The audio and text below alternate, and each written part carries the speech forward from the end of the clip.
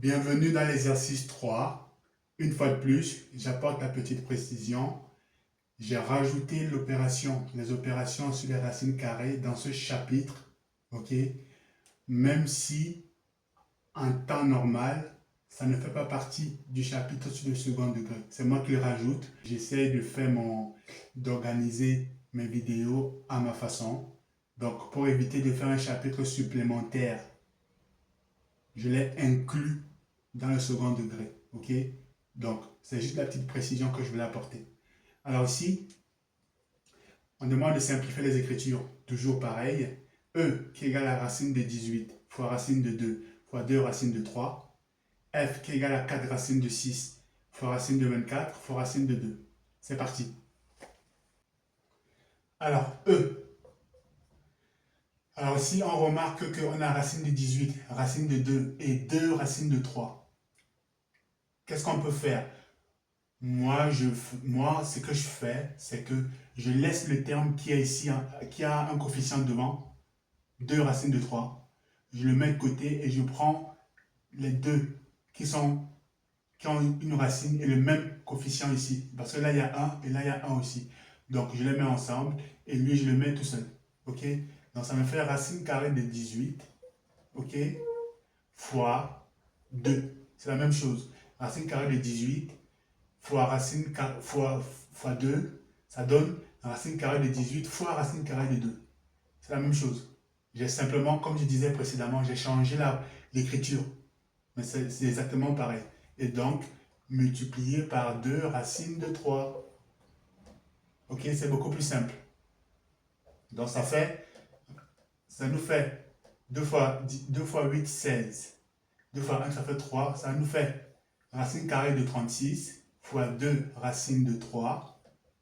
Ok? Voilà. Et on sait que racine de 36, ça fait 6. Ça nous fait donc 6 fois 2 racine de 3. Ça fait donc que E est donc égal à 2 fois 6, 12. 12 racine de 3. Vous avez vu? C'était beaucoup plus simple de réunir les termes semblables. Ok? Celui-ci a un coefficient de 1 devant. Celui-là, pareil, coefficient de 1, je les réunis ensemble.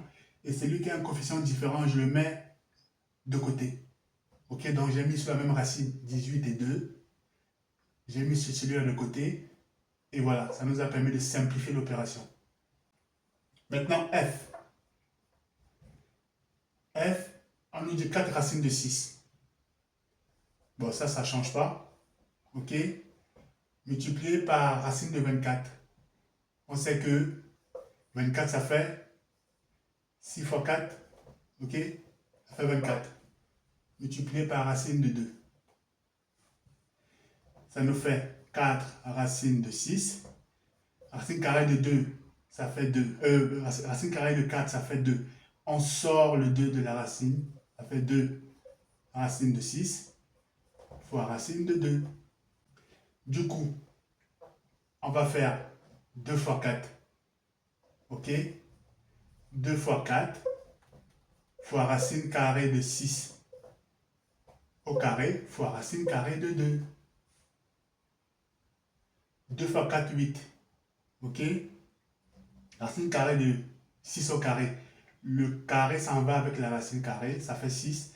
Ça fait 8 fois 6, ça fait 48. Ça nous fait 48 racine carrée de 2. Ok?